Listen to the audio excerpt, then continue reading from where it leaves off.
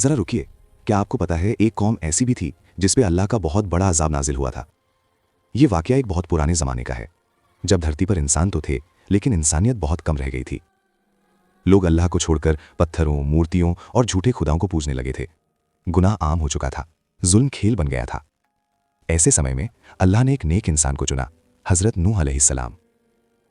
अल्लाह ने उनसे फरमाया, अपनी कौम को सच का रास्ता दिखाओ। नूह अलैहिस्सलाम ने दिन रात, सालों साल अपनी कौम को समझाया। वो कहते थे, ऐ मेरी कौम, सिर्फ एक अल्लाह की इबादत करो, उसी से माफ़ी मांगो, वही तुम्हें बचा सकता है। लेकिन कौम ने क्या किया? उन्होंने हंसी उड़ाई, मजाक बनाया, पत्थर मारे और कहा, अगर तुम सच्चे हो तो अल्लाह की सज़ा ले आओ। फिर भी नूह अलैहिस्सलाम ने सब्र नहीं छोड़ा।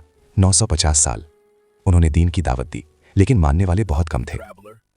फिर अल्लाह का हुक्म आया। अल्लाह ने फरमाया, अब एक बड़ी नाव बनाओ, रेगिस्तान में जहां पानी का नाम भी नहीं था। नूह अलैहिस्सलाम नाव बना रहे थे।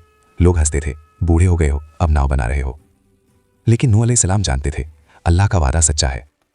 फिर वो दिन आया, आसमान से पानी बरसने लगा, जमीन से पानी उबल पड़ा, हर तरफ सिर्फ पानी पानी पानी।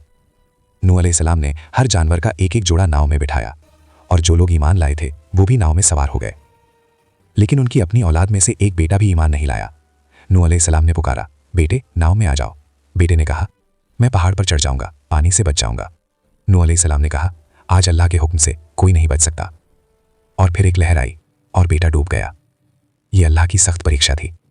आखिरकार पानी उतर गया, नाव एक पहाड़ पर ठहर गई और धरती पर एक नई शुरुआत हुई। पर वो कौम बर्बाद हो गई। इसलिए ईमान एक बहुत बड़ी ताकत है। अल्लाह ताला हम सबको ईमान की दौलत अता फरमाए। और वीडियो पसंद आए तो सब्सक्राइब करें लिफ्ट माई स्किल्स किड्स।